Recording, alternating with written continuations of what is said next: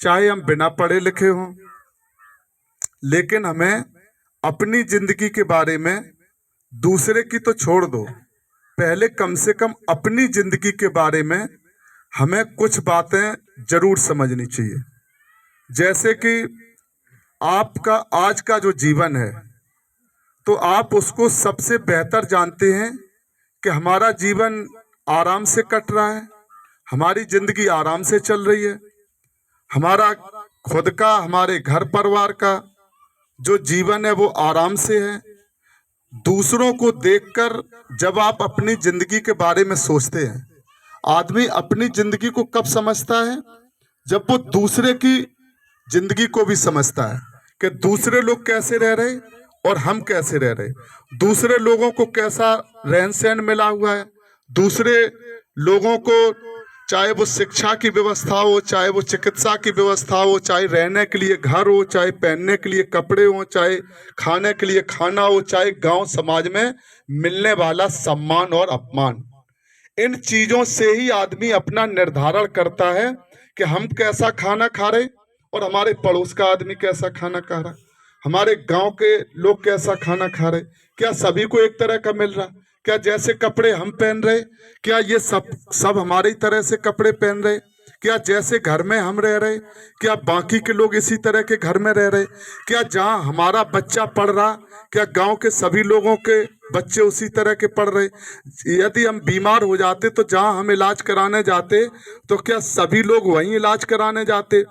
इन चीजों को जब आप समझते हैं तो फिर आपको ये भी समझना पड़ेगा कि जो आज आपको जीवन जिंदगी मिली हुई है, क्या इसी तरह की हमेशा से मिली हुई थी या इसके लिए हमें आपको संघर्ष करना पड़ा। जैसे आज आप अपना संघर्ष करके जो जिंदगी जीते हैं, क्या उसमें हमेशा से इसी तरह से आपके बुजुर्गों ने संघर्ष करके जिंदगी को जिया है?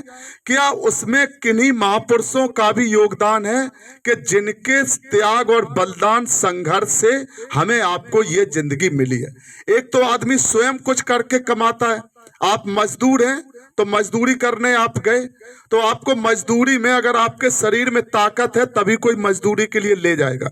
अगर आप बुजुर्ग हैं, बीमार हैं, तो आपको कोई मजदूरी के लिए नहीं पूछेगा। अगर आपके खुद का खेत है तो आप खेती बाड़ी कर लेंगे, और अगर आपके पास खुद का खेत नहीं है तो आप अगर दूसरे का खेत करने जाएंगे तो फिर आपको पूरे खेत का हिस्सा नहीं मिलेगा। आप बटाई पे करेंगे, तिहाई पे करेंगे, चौथाई पे करेंगे, पांचवें हिस्से पे करेंगे। अब क्या समय है, पुराने लोग हैं वो जानते होंगे कि 8-8, 10-10 हिस्से पर भी खेती होती थी। 24-24 घंटे हमारे बुजुर्ग खेतों में पड़े रहते थे, और जब उसकी रास इकट्ठी होती थी, जब बटती थी, तो जो आपने पूरे साल मेहनत की है, रास में से आपको एक दाना नहीं घर पे आने को मिलता था। फिर जो साल भर खाया है ले लेके उसी में कट जाता था, और दोबारा से फिर आपको खेत के मालिक से फिर उधार में लेना पड़ता था, भैया मैं 5 मन 10 मन दे दो, जो आगे हम फिर आपका पटाएंगे।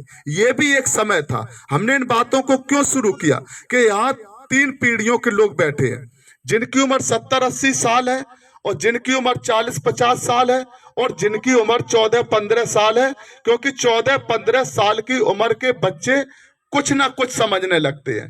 40-50 साल के लोग तो जिंदगी से जूझते हैं, रोज रोज की जो जिंदगी में उनको अपमान सम्मान जो भी मिलता है उससे वो जूझते हैं, संघर्ष करते हैं। और एक पीढ़ी जो 70-80 साल की है वो इन पर निर्भर है, वो कुछ नहीं कर सकती है।